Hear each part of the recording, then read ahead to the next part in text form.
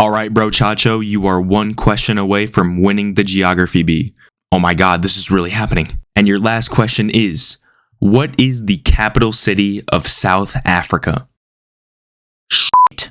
Yeah, South Africa is the epitome of indecisiveness when it comes to picking where to locate the government.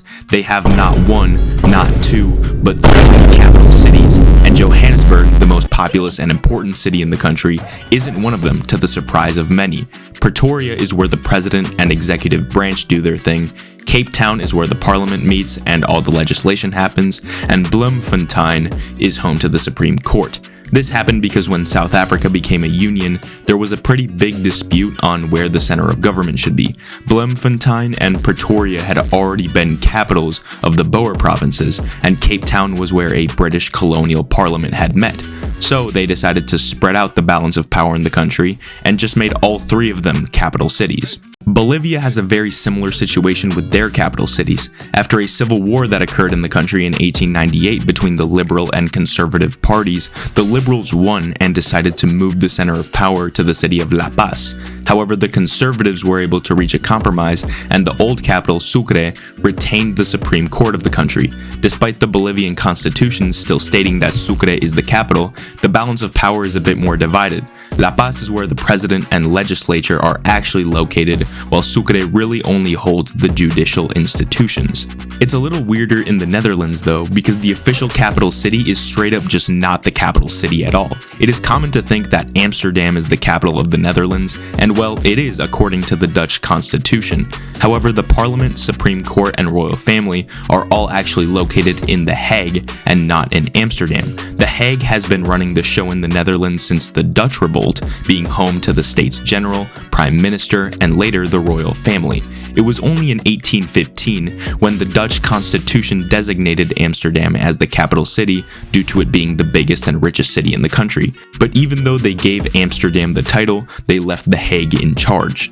Malaysia and South Korea both have two capital cities, and their reasons for having them are pretty much exactly the same.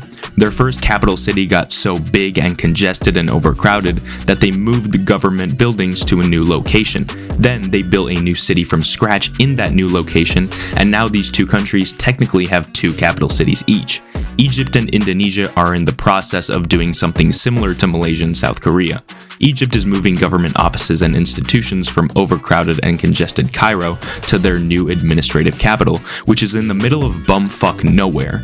Indonesia's current capital, Jakarta, is not only packed with people, it is also sinking, and catastrophic floods happen every couple of years. This is why Indonesia is moving its center of government to a new city called Nusantara, which is on the island of Borneo. There are a couple more countries that one could argue have more than one capital city, but there are only two countries that technically have no capital, Nauru and Switzerland. Nauru is a teeny-weeny island nation with only a couple subdivisions and about 10,000 people. The government buildings and operations are based in the southern Yaren district, but the country has no designated capital. The main reason for this is because there is no reason to have a capital city in a country that is so ridiculously small. Switzerland is notorious for its neutrality, and the country is still very neutral regarding its internal affairs. To avoid giving any one city too much power, the Swiss Confederation intentionally didn't name a capital city in their constitution in 1848. The city of Bern does serve as the de facto capital since it hosts the parliament and ministries.